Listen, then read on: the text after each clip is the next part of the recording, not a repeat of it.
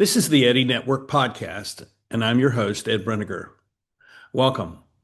My guest today is Mark McGrath of AGLX, a consulting firm that bases their work upon the ideas and the models of John Boyd, Colonel John Boyd of the U.S. Air Force, who created a number of documents that never became books, but rather were briefings that he continued to use and continued to improve on throughout the course of his life. John Boyd is specifically known for a thing called the OODA loop. OODA stands for observation, orientation, decide, and act. Mark is an expert in the OODA loop, and in particular in what he calls reorientation. And reorientation is really exactly what you might think it is. It is a way of thinking about things in a different way. And so in this sense, Mark is a agent of change. He's a very bright young man, and he has a true warrior spirit. And I love following him and knowing him because he's such an encouragement to many of us who are seeking to understand the world as it is and to make a difference in it. And he is one of the ones who is taking us in a direction where that is possible. So we're going to have two-part conversation, and I hope you enjoy this. And we would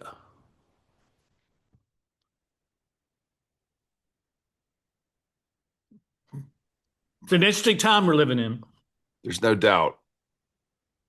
and there are moments when I'm very excited and moments when I'm terrified. Mm, And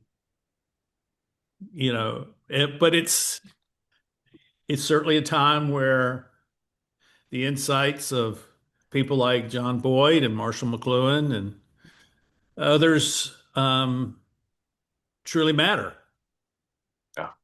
if people will take the time to absorb the wisdom there.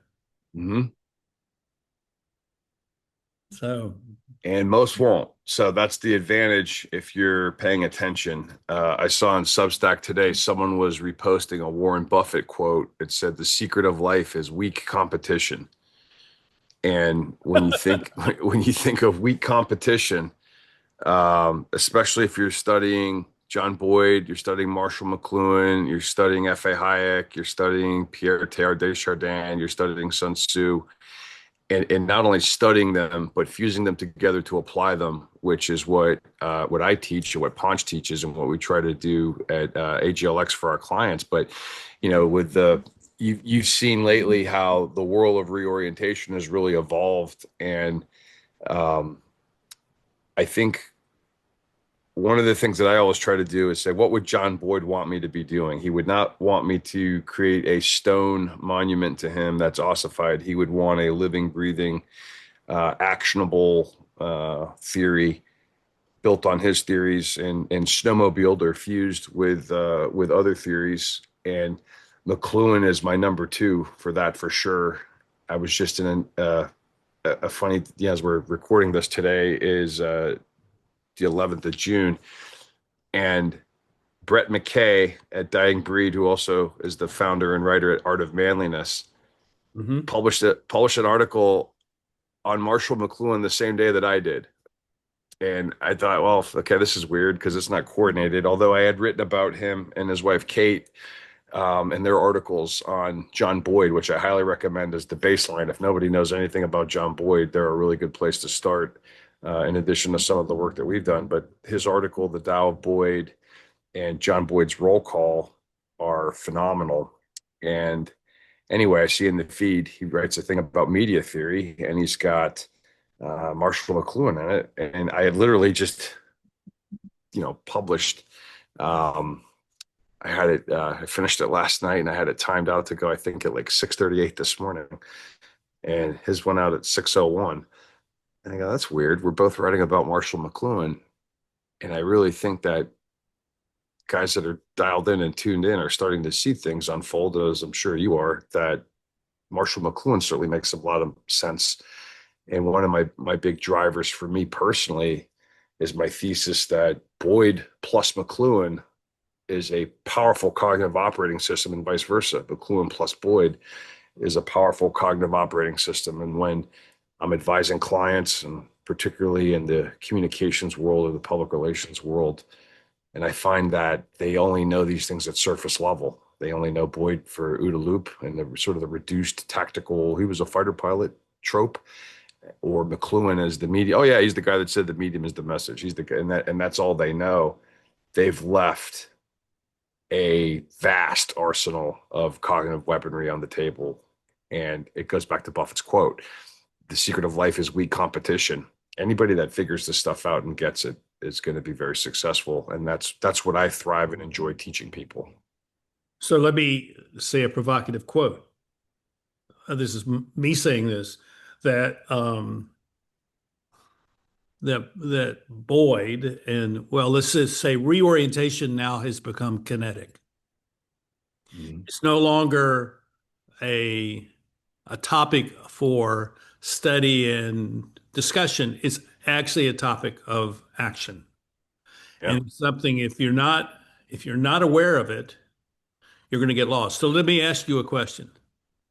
Um, I see Donald Trump mimicking, maybe, or maybe intentionally acting as a reorientation actor, because everything he does is intended to produce a certain response, which is actually causing the responder to be placed into a more vulnerable or a less integral position in the context of which they're working.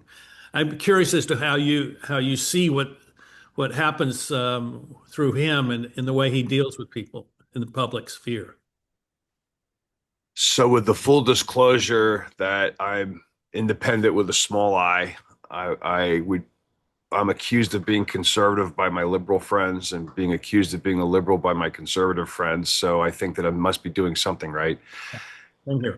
I would refer to myself as a classical liberal in the vein of Patrick Henry, Mhm. George Mason, some of the others that just wanted to be left alone. Just um, so let me also say that I was born in 1976. I just turned 49, and on my 10th, I believe it was my 10th birthday, because I forget the year that it came out. I want to say it came out in 85 or 86, but anyway, it was either Christmas or my birthday. I guess it was Christmas.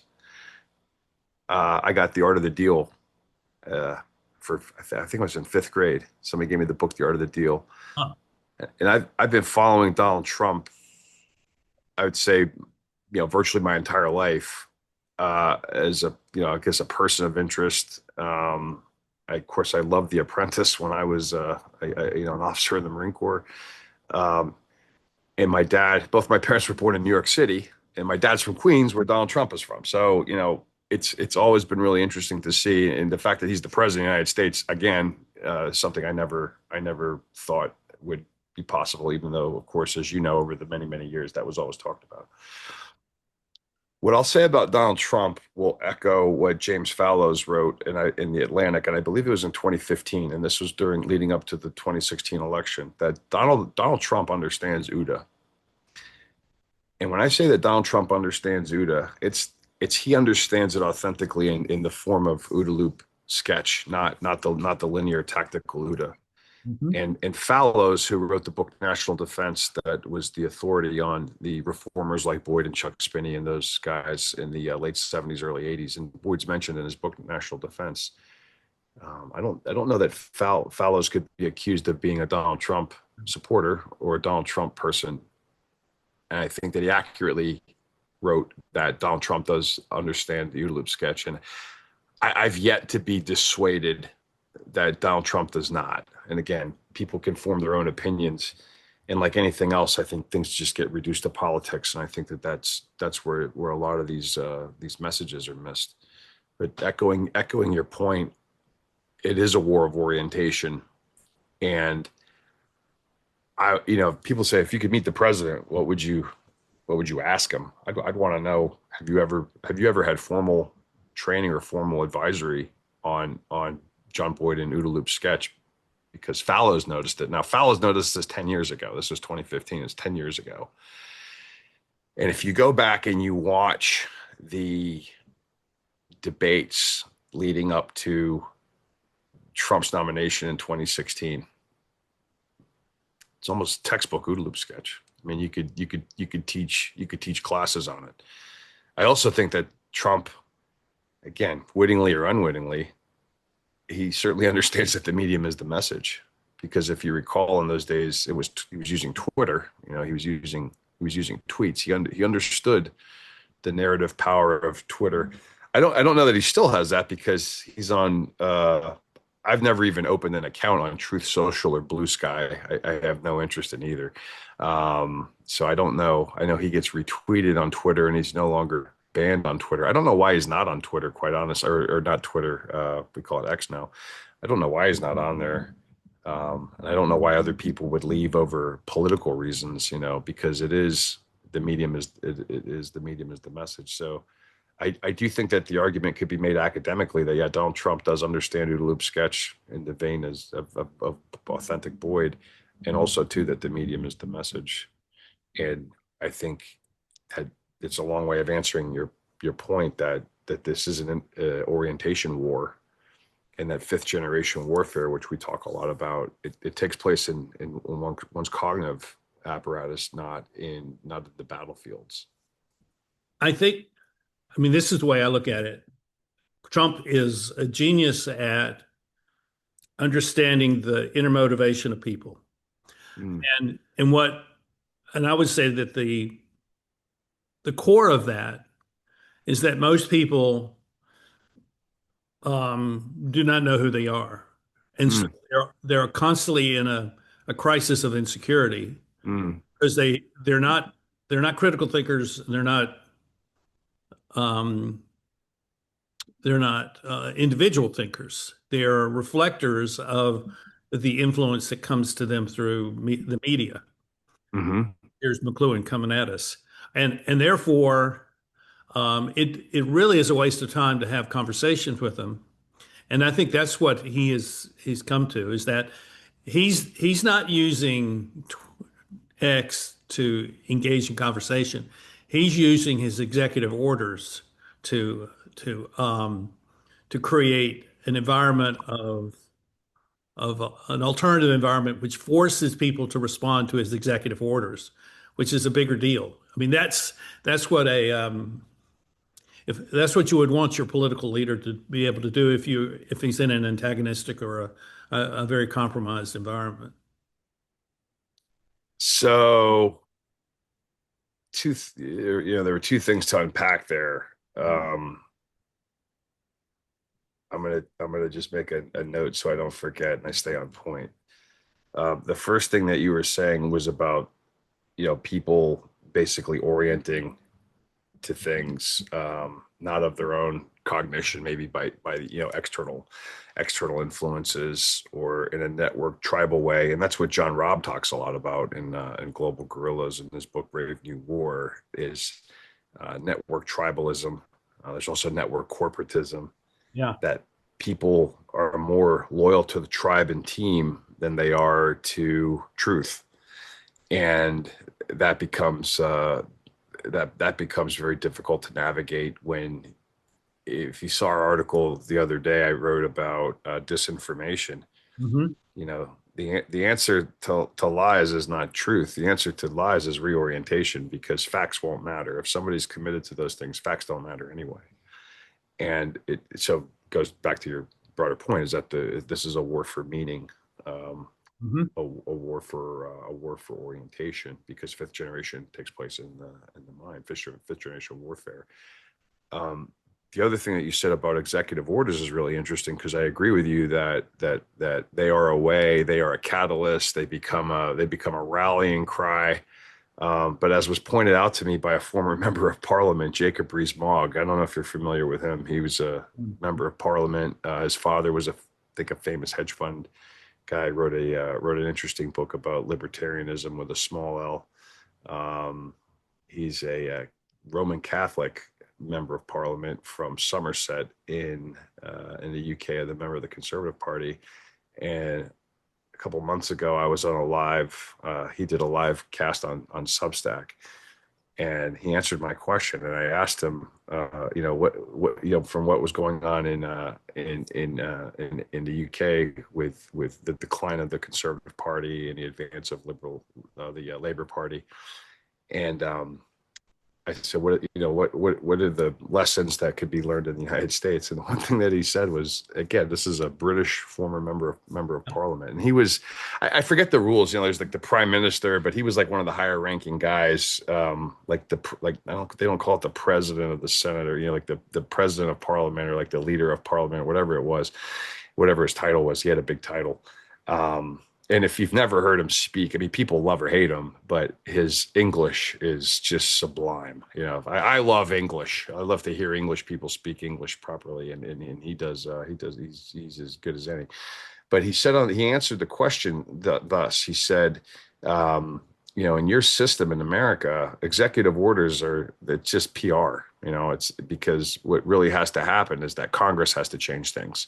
The power to actually change those things lies in Congress.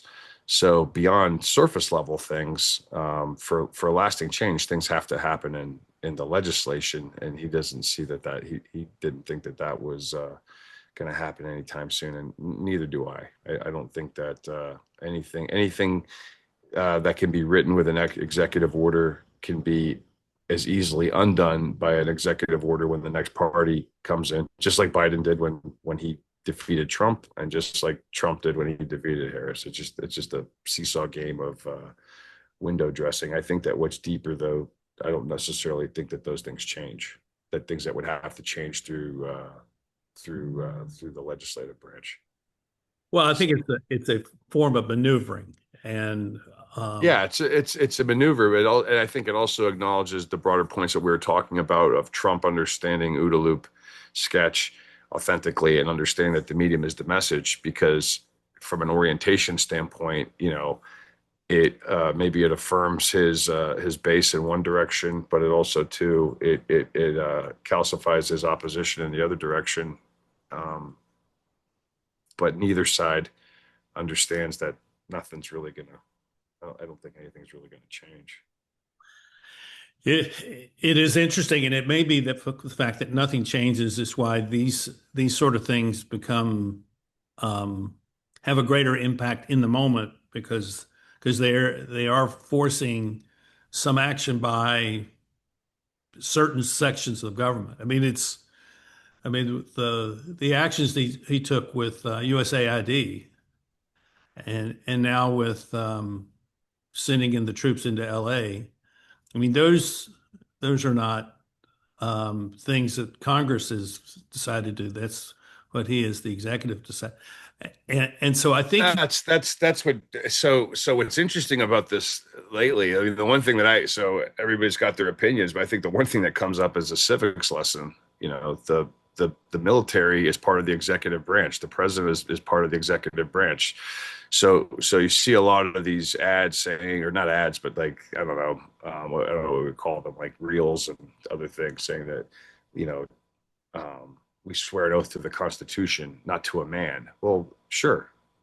And in the Constitution, that man is the head of the executive branch, which heads the Department of Defense, that gives the orders, and that's love it or hate it. That is, I'm not making a judgment on his actions, but I am saying that he is the head of the executive branch, and there's checks and balances in the system that stop that. There's legislation on one hand, and there's the judicial on the other. I agree with you, and I think that's what I'm trying to say, is that he's reorienting the way we view the senior executive, and because if you listen to a lot of people, they would say that the government has been turned over to non-elected appointees who are running the offices of government, and that's where the real power is.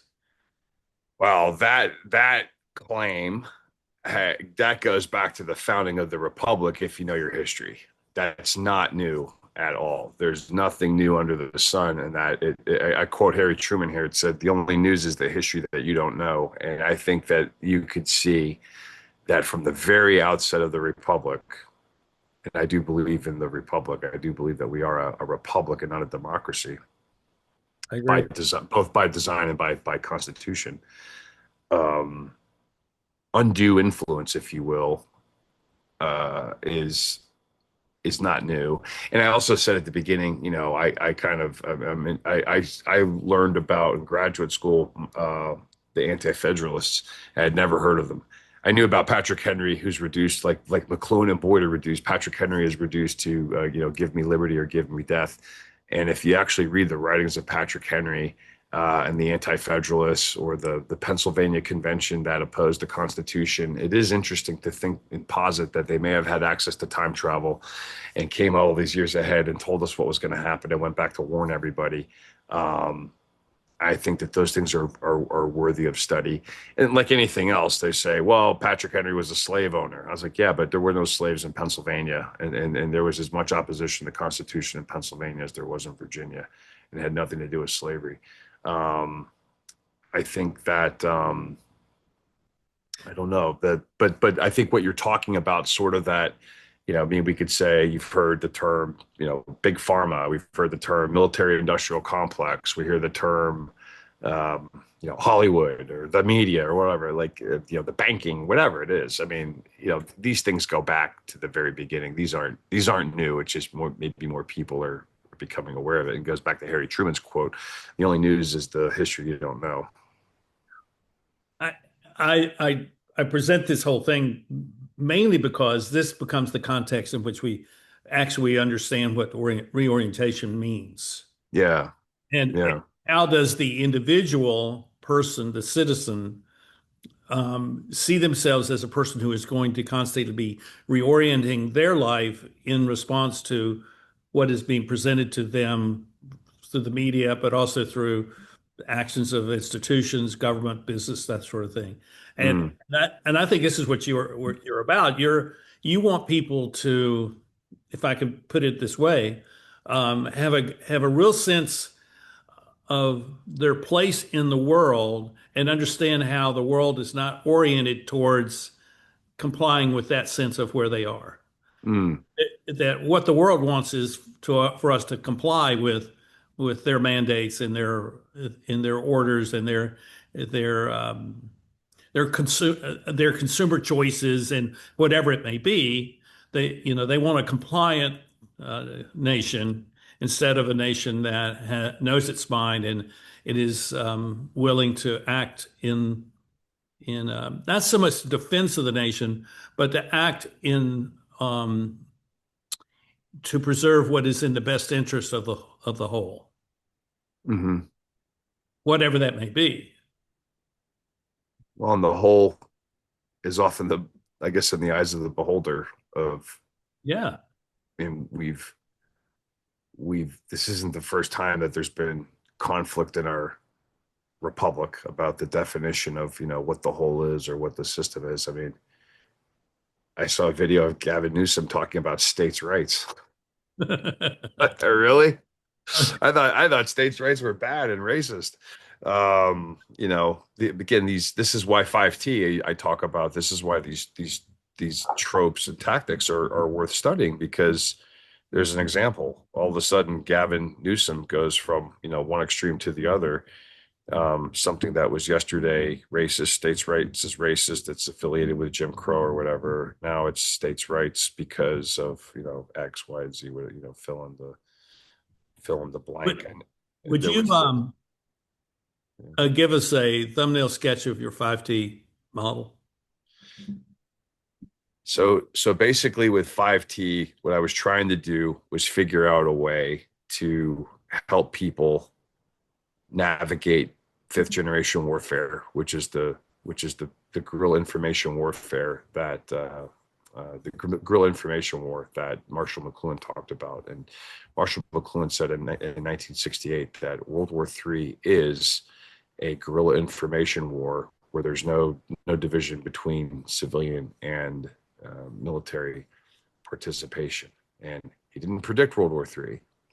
He said World War III is happening right Sorry. now. This is World War III. World War III is a guerrilla information war, not World War III will be a guerrilla information war. World War III is a guerrilla information war. And he said that in 1968. So here we are, roll the clock ahead to 2025. And it's, wilder, I guess, than it's ever been. Because of exactly what he was talking about. One of the things that I included in today's article was a link to the 55-minute movie, The Medium is the Massage, where he's talking about the electronic media and electronic circuitry becoming so much more pervasive, and it's overcoming our central nervous system. Again, this was all in 1968, so people say he predicted the internet, but I think that what he did was really see the patterns. And with the understanding that the medium is the message, and with the understanding, as John Boyd said, you have to challenge all assumptions. I came up with 5T as a way to thinking that, okay, maybe not everybody's going to read John Boyd as closely as I do, or maybe they're not going to read Marshall McLuhan as closely as I'm trying to do, or Teilhard or Hayek or any of them. So what's a good, simple, easy to remember protocol? And I don't know even if protocol is the right word, but I call it 5T protocol for navigating the information war. And the idea was around 5Ts, hence 5T, start asking questions to expose what's behind it, expose and get you to think about what's actually behind what it is that you're hearing, or that is influencing your orientation. And they are terrain, target, tone, trope, and or tropes. It's most often tropes, and tactics. So terrain, target, tone, tropes, and tactics. Terrain is where you would ask the question, what are they trying? What ground are they trying to control? What space are they trying to occupy? Understanding that it's not going to be, the high ground at Gettysburg, that it is going to be something, agenda driven or something like that, something cognitive. Who's being attacked, or who's being erased, or that would be the next one. Target, who's being targeted to be isolated, or to be lauded, or to be reduced, or to be canceled, or to be, who's the target audience? Who is this meant to either reach or degrade or invalidate or validate. Mm-hmm. What are the tones? What are they trying to? How are they trying to sound? What are they? Are they moralistic? Are they happy? Are they sad? Are they triumphant? Are they joyous? Are they upset? Are they nostalgic? Are they aggrieved? Is the tone of one of injustice or whatever? The tropes would be, what are sort of the cliches and the scripts that are hiding behind. I mean, we just kind of talked about how all of a sudden Gavin Newsom is, they're going to talk about states' rights. They're going to talk about we're in a federal system. We're going to talk about we're a democratic republic, not a democracy. And the right does it too. The same thing. It goes either way, it can go both ways. And that's kind of the point too, is like to understand that these things go both ways. And I gotta, maintain my, I call it, being sort of agnostic, like party agnostic or whatever, but I gotta maintain my observation status, my observer status, thus that I don't fall into some, participant status, which is retribalizing me and getting me to do things that I wouldn't normally do in line with my moral or ethical codes. But what are the tropes? We're all in this together. This is our country, one nation under God. What these are, and the tactics. What are the psychological tricks? What are the logical fallacies that are being used inside the argument? And I've said multiple times in articles that understanding elementary logic, formal and informal fallacies is usually a really good start, because those are the easiest things to detect. And once you detect that, you realize that red herrings and slippery slopes and sloganeering and all these other things, they just become, you start to see right through them. I think it gives you more clarity about what it is that you're that you're hearing, and you can maintain sort of that observer status on what's happening versus versus a participant. I also think it's important too, because one of the quotes I put up today about McLuhan in the article was, he talks about a global village, and it sounds, like it's a small world and everybody's happy and teaching the world to sing. That's not really what it is. The global village is an interconnected society that's so connected that me sitting here in Manhattan, I'm supposed to have an opinion and care and concern about what's going on in Los Angeles right now, or pick a country. I'm supposed to care right now. It affects me right here in Cedar Rapids, Iowa, what's going on in another hemisphere, over the other side of the equator, on the other side of the world, whatever it is. That's the global village that our interconnectedness are going to create. Our interconnectedness is going to create this strange sense of unity, that we all have to be in each other's we all have to be in each other's business. We all have to have an opinion on literally everything. And I don't think humanity is created that way. I don't think that was the intent of any of the founders of the republic either, or the opponents of the republic. I don't think that having a interconnected network to the point where my entire day will go south because of something that happened somewhere else that has nothing to do with me, yet I'm oriented to believe that it does have everything to do with me, and that it's existential, and that I'm going to lose everything if I don't care about this or do this right now or think this thing, or I'm part of this tribe or whatever. So I think really what 5T is ultimately, it's an orientation weapon. It's like, how do I keep my orientation attuned to what's going on? How can I filter out what's being thrown at me from all sides? Nobody has a monopoly on propaganda. Nobody has a monopoly on trying to get you to trying to reorient you. So that's kind of what was behind 5T when I came up with it. But I, it's I like it. ultimately I like it a a lot. fusion of Boyd and McLuhan. I like it a Thanks. lot because um, it's a tangible way of um, learning how to filter messages. Yeah. And I mean, I'm intuitive about this stuff and have been. I mean, I read McLuhan when I was in college, so I go back 50 years of being influenced by him. And what I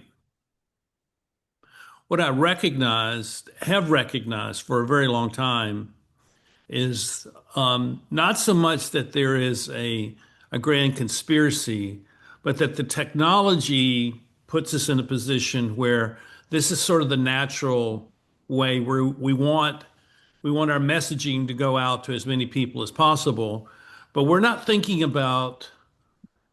I mean, some actors are thinking about political influence globally, but most people would just want to feel like they have an influential voice globally, Mm, and so they're looking for eyes on the screen. They're looking at numbers. They're looking at improving their algorithm, and what they do not recognize. So what I'm doing is I'm saying this 5T thing works on both sides of the communication exchange. So if you're all sides, because there's more than both. no, what I'm Yeah. saying is that Yeah. receiving this information, you're going to use 5T to kind of assess what you're hearing. But Yeah. if you use 5T in the creation of your messaging, then you're also going to be very aware of the influences on you that creates the messaging that you want people to have. And I don't think people are quite that savvy about what they're very much following in Rene Girard's mindset, which is mimetic desire of I want to be like the person who I want to be like, Hmm. and I want to be like that person so much that I'm willing to ultimately challenge them and bring them down so I can replace them in that role. Yeah. I think there's a lot of that kind of competition out there, particularly in the social media world. Hmm. I get it every day. I mean, people wanting me to advance my podcast, and I finally hired someone to help me do this, but I'm not doing it because she says I'm going to get you more numbers. She's got other things she's interested in, and that's what convinced me, to hire her. So we'll see what happens. But I think that it's not only what the messages we receive, it's also the messages we're sending out. Yeah. And when you decide that you're going to be much more,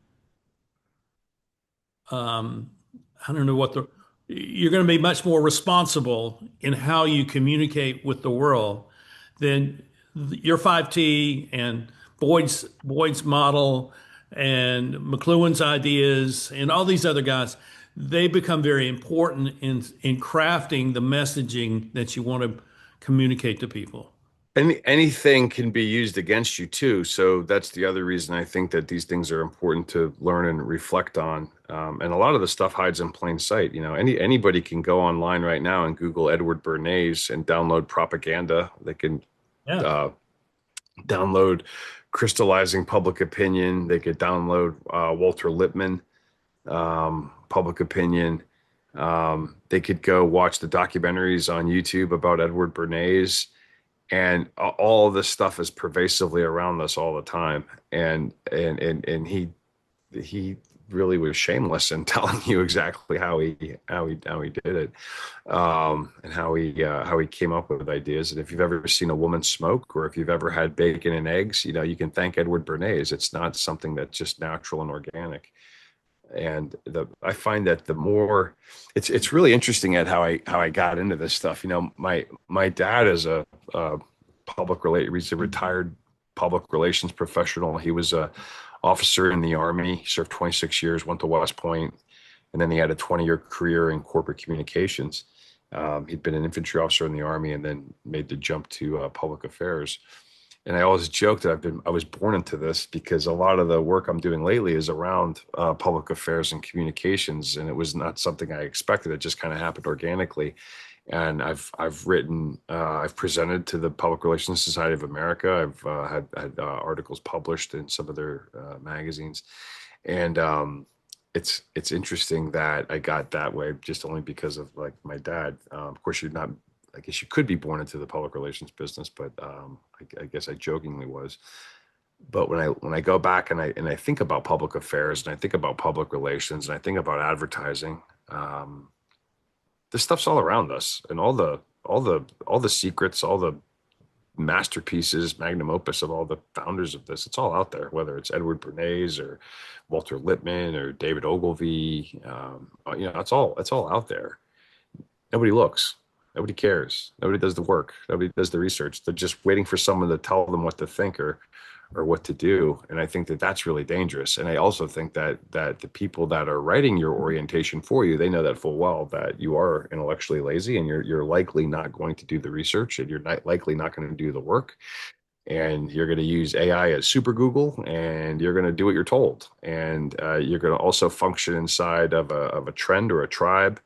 And you're going to think that identifying with that trend or a tribe is thinking or belonging or gives you meaning, and you're not much interested in truth, as it were. One of the quotes that I was going to use for this article that I had found, I have all the McLuhan books, and you go through things, and then of course our mutual friend Andrew McLuhan, who's Marshall McLuhan's grandson, that you introduced me to a few years ago, who's a good friend and collaborator. One of the quotes that I had found, I couldn't place it in any of the books. I couldn't place it in any of the articles that I have. I couldn't find it. It was just one of those things that's on one of those sites like Easy Quotes or Brainy Quotes, and every other one of those could be simply cited and found in a book. So I asked Andrew, "Hey, I'm stuck on these two quotes," and he found the one. It was from a presentation that McLuhan had given, and the other one, he says, "I can't find anywhere that my grandfather said that. However, it does sound like something that he would say." And the quote was, "There are many people for whom thinking in quotes necessarily means identifying with existing trends." And I think it makes me think of what you were just saying. There's a lot of people out there that don't do the work, that don't do the study, that have no idea what's being programmed in their head. And it just validates McLuhan, and it also, I think, validates why you should be studying McLuhan, um, Yeah. and learning them. I say in the article, you should learn them, you should understand them, and you should deploy them, because it'll help you in the long run, in the big picture. Because everything is perception, and I think this is where Boyd connects. Our orientation, that's our perception of how we interact with reality, and what is. We think what is because we have an orientation. We have our previous experience, we have our knowledge, our understanding, and that becomes our filter or our lens of how it shapes how we view the world. And that's exactly what McLuhan's talking about. So, ignorance is bliss, we've heard, but there's nothing happy, I think, about being ignorant of Boyd or McLuhan, especially with everything that's going on. So when when people come to me and they're like, oh my God, did you hear what Trump said? Or, oh my God, did you hear what Gavin Newsom said? Oh my God, did you hear what Nancy Pelosi said? I asked them to, so well, why don't we take that and let's break it down, and let's look at the terrain, and let's look at the target, and let's look at the tone, and they're like, shut up. No, just tell me what to think. I don't want to go through all that. So and I think that the people that are successful at waging fifth generation warfare, like Bernays, and others, they know that. They know that people aren't going to think about those things. Well, here's a rule of thumb for people, and I watch a lot of YouTube because that's to me this the more significant platform in communicating ideas that are much more than simply a feeling. It's different than TikTok, different than Instagram, because it's not. I'd agree with an asterisk, but finish your thought, and we can talk about the asterisks. So I have noticed in the last month that the postings on YouTube have changed, Mm, and what is now being posted as the title on these are lies, not just fabrications of truth, where it's sort of true, it's sort of no, they're actually lies that are intended to draw you in. It's clickbait, obviously, mm. and I'm a big F1 fan, and there Oh, was I a love F1 too. Yeah. and there's a bunch of F1 sites on YouTube, and I was scrolling through last week, and there was one that said um, uh, Lewis quits, and what they were trying to, the point they were trying to make, that he had quit Ferrari, he'd walk away from his contract. That's what they wanted us to believe. So you Mm, go and so you watch the thing, and it has nothing to do with that. They're just mhm. rehashing the news from the last week. But they got the clickbait that gets you to click on it, and that improves their algorithm. And I think that is part of this. A part of the issue we face is that it's not simply the messaging we're receiving, it's also the manipulation of our choices that we're being asked to comply with. So when we click on that thing, the algorithm is going to favor that site, which is clearly lying to us, and Mhm. but we don't know it's lying until we click and we say, oh, that was the title had nothing to do with the story. So it was a, Yeah. Well, I so think also, what I'm leading yeah, to is that it's all lies now. It's okay. all lies. And so if Yeah. you assume it's a lie, then you're not going to go there. And I hate to be so cynical, but I've come to that conclusion. And the question is, people who do live stuff like this, are they in a better position to be truthful than people who are producing AI content through for YouTube. What do you think about that? Do you mean like a long form podcast, like a Yeah, like a like co- 30 minutes, like a 30-minute podcast like on. a yeah, I don't know if 30 minutes is enough. I mean, I think that that's one of the draws of guys like Joe Rogan and Lex Friedman and Sean Ryan and others is having a long form podcast where people are able to, work out things and tease out ideas and have constructive discussions, kind of like we're doing right now. Because I think it starts with I agree with you that headlines are again, this goes back to studying Bernays and David Ogilvy and Eugene Schwartz and the 22 laws of advertising. I mean, there's countless resources available to start weighing this stuff out and realizing. I mean, if someone doesn't realize, I meant to do this the other day. I'll give you an example, Ed. This is an example. On Sunday, I was in Manhattan and I said, you know what? I'm gonna buy every Sunday paper today. I'm gonna read it because I'm a reader, and I'm gonna start sifting through this garbage and trying to contrast. So I bought four, and I thought that they would cancel each other out, and I was more or less right. But I bought the New York Post, the Daily News, which are sort of the stereotypical left right tabloids, and then I bought the Weekend Wall Street Journal and the Sunday Times. And what I was going to do was go through it and then do a live cast on Monday saying, "Hey, what I did yesterday as I took these newspapers." And I've written about this. There's an article I did of I was at a diner over in New Jersey, and I had a Daily News and a New York Post, and like the cover, was the Columbia Palestinian protests or whatever, anti-Israel. Depending on what you were reading, there was, Trump defends Israel on one, and the other one was, Trump is overbearing, or but they're looking at the same exact thing from two completely different lenses. And when I decided on, as I was going through this stuff on Sunday, I just got to the point where maybe it's because I work on this and I teach this and I learn this. I just got to the point where, like, man, if you can't see this, I don't know what to tell you. If you can't see this stuff and read these headlines, that they're so loaded, and the headlines are written that way such that knowing that most people aren't going to read the article, um, you know, I don't know what I can do to help you if you haven't figured that out yet.